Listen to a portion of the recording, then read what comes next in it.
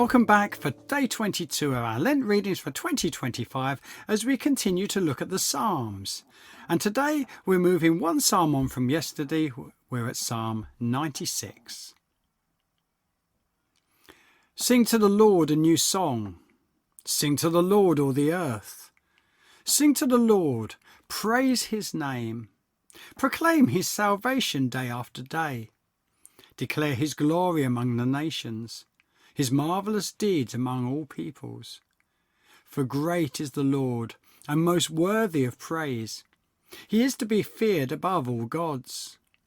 For all the gods of the nations are idols, but the Lord made the heavens. Splendour and majesty are before him. Strength and glory are in his sanctuary. Ascribe to the Lord, all you families of nations. Ascribe to the Lord glory and strength. Ascribe to the Lord the glory due his name. Bring an offering and come into his courts. Worship the Lord in the splendour of his holiness. Tremble before him, all the earth. Say among the nations, the Lord reigns. The world is firmly established, it cannot be moved. He will judge the peoples with equity. Let the heavens rejoice, let the earth be glad, let the seas resound and all that is in them. Let the fields be jubilant and everything in them. Let all the trees of the forest sing for joy. Let all creation rejoice before the Lord, for he comes. He comes to judge the earth. He will judge the world in righteousness and the peoples in his faithfulness. Psalm 96 follows on really well from Psalm 95 that we looked at yesterday. In Psalm 95, the church is singing and worshipping. In Psalm 96, the church is singing and sharing. Psalm 95 is wholly set within the fellowship of God's people.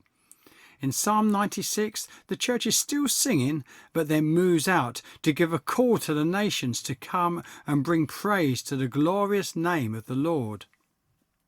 John Piper says in his book, Let the Nations Be Glad, mission is not the ultimate goal of the church. Worship is. Mission exists because worship doesn't. Worship is ultimate, not missions, because God is ultimate, not man. When this age is over and the countless millions of the redeemed fall on their faces before the throne of God, mission will be no more. It's a temporary necessity, but worship abides forever. What John Piper means is that as long as there are people in the world who do not worship, there is a need for the church to be involved in mission. The end of this psalm reminds us that one day the Lord will return to judge the earth, and the mission at that point will cease. But worship continues for all eternity. Until that day, there is a need for mission as the church calls the nations to worship.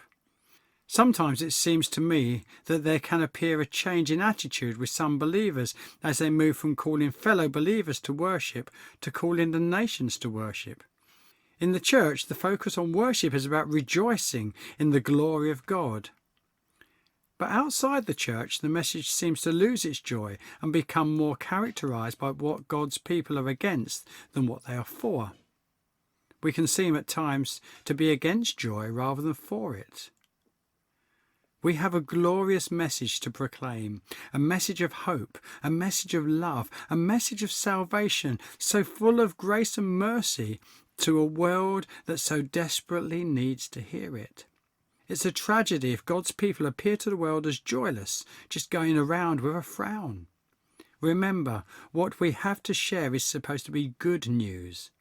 So church, rejoice when we gather together at what God has done, and when we leave our buildings, call the nations to join us, share the glories of the Lord and his marvellous salvation. We are not a people without hope. And hope is in desperate shortage in many parts of our community. We've been given the glorious words of eternal life, so let's proclaim with joy the glories of his name to a world until he comes again. Till next time, have a blessed day. you.